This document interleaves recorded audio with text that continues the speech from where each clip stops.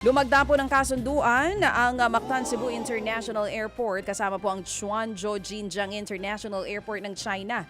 Yan nga po'y para mapaganda ang connectivity sa pagitan po yan ng Cebu at ng China.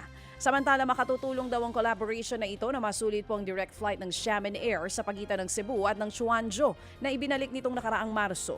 Inaasahang makatutulong din ito sa modernisasyon ng aviation sector sa bansa. Pwede rin daw itong makatulong sa commercial at route development. Pinag-aaralan po ng Intellectual Property Office of the Philippines ang iba pang potensyal na paraan para alisin po ang online listings ng mga counterfeit na produkto. Kasama po sa mga kinokonsiderang paraan ay ang paghingi ng tulong mismo sa mga may-ari po ng pinepeking mga brand.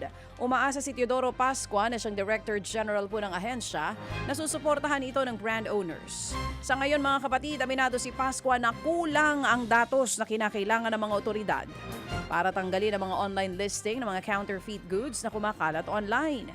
Isinusulong na rin ng ahensya ang panukalang palawigin ang kapangyarihan nito kontra sa mga distributor ng piratang mga produkto at content.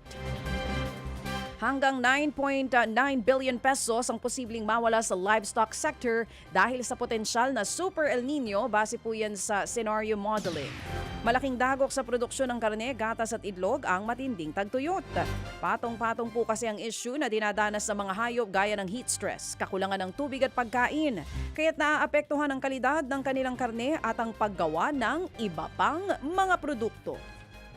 Mga kapatid, patuloy po kayong tumutok sa 105.9 True FM para sa totoong balita, impormasyon, music and entertainment. Mag-subscribe sa aming YouTube channel at podcast at sundan nyo kami sa Facebook, Instagram, X at TikTok sa True Network PH. Bisitahin din po ang aming official website, truefm.ph.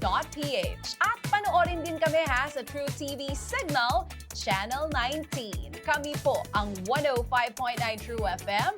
Laging true sa'yo, kapatid.